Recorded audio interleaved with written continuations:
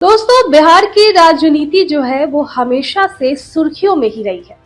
लेकिन इस बार वजह विपक्ष नहीं बल्कि सरकार के भीतर का ही घमासान है।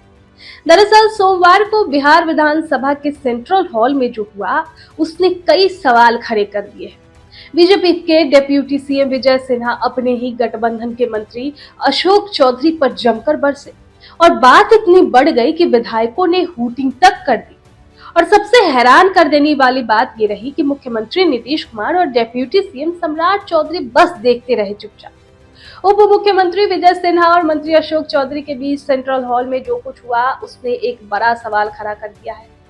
क्या एनडीए में टूट की आहट सुनाई देने लगी है? क्या नीतीश कुमार की चुप्पी किसी आने वाले राजनीतिक तूफान का संकेत है? सोमवार को बिहार विधानसभा के सेंट्रल हॉल में एनडीए विधायक दल की बैठक थी, यानी एक आंतरिक बैठक थी गठबंधन को मजबूत करने के लिए।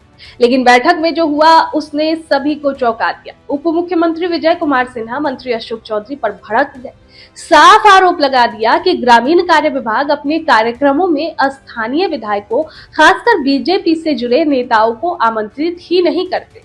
विजय सिन्हा यही नहीं रुके, उन्होंने कहा कि ग्रामीण सड़कों का निर्माण तय मानकों के अनुसार नहीं हो रहा है, हमारी अनदेखी हो रही है, ये गठबंधन धर्म के खिलाफ है। बैठक में मौजूद बीजेपी विधायकों ने मेज थपथपाकर विजय सिन्हा का समर्थन कर दिया।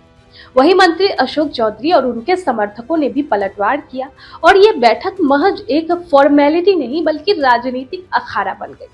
लेकिन सबसे हैरान कर देने वाली बात यहाँ पर ये रही कि हमारे मुख्यमंत्री नीतीश कुमार पूरी बैठक में चुप रहे, ना कोई टोका, ना हस्तक्षेप, ना समाधान की कोशिश।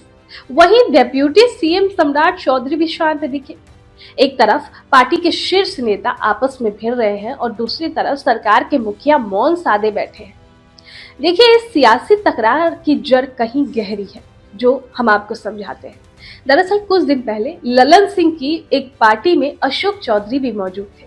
वहीं पर जेडीयू नेता और केंद्रीय मंत्री ललन सिंह ने ऐलान कर दिया कि लखीसराय के सूर्यगढ़ा से विधायक प्रहलाद यादव को अगला टिकट नहीं मिलेगा।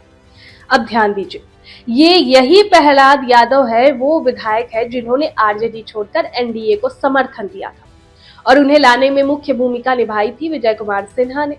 अब जब उन्हें विधायक का टिकट काटा जा रहा है तो नाराजगी होना लाजमी है। विजय सिन्हा ने बैठक में ये मुद्दा भी जोर शोर से उठा दिया। उनका कहना था कि सरकार बनाने में जिन विधायकों ने रिस्क लेकर साथ दिया, आज उन्हें ही नजरअंदाज किया जा रहा है। तो क्या ये संकेत है कि बीजेपी और जेडीयू के बीच दरार गहरी होती जा रही है? अब बड़ा सवाल यहाँ पर यह है कि इस झगड़े का असर 2025 विधानसभा चुनाव पर क्या पड़ेगा। तो देखिए, अगर यही हाल रहा तो बीजेपी को लग सकता है कि जेडीयू उनके लिए भरोसेमंद पार्टनर नहीं रही, और अगर दोनों पार्टियां साथ रही भी तो मतभेदों का बोझ गठबंधन को कमजोर कर सकता है। और इसी बीच विपक्ष चुप नहीं बैठेगा। आरजेडी और कांग्रेस इस पूरे विवाद को एनडीए की अंदरूनी कमजोरी के रूप में पेश करेंगे। तेजस्वी यादव कई मौकों पर कह भी चुके हैं, एनडीए केवल सत्ता का गठबंधन है, विचारधारा का नहीं। और अब जब मंच पर नेता आपस में भिड़ रहे हैं तो विपक्ष को बैठे बिठाए बड़ा मुद्दा मिल गया है। जो भी हो, इतना तय है कि बिहार की राजनीति अब करवट ले रही है। आने वाले हफ्ते बहुत अहम है। आने वाले हफ्ते में देखना होगा कि क्या कुछ हो रहा है। उससे पहले इस पर आपकी क्या राय है, कमेंट बॉक्स में हमें जरूर बताएं।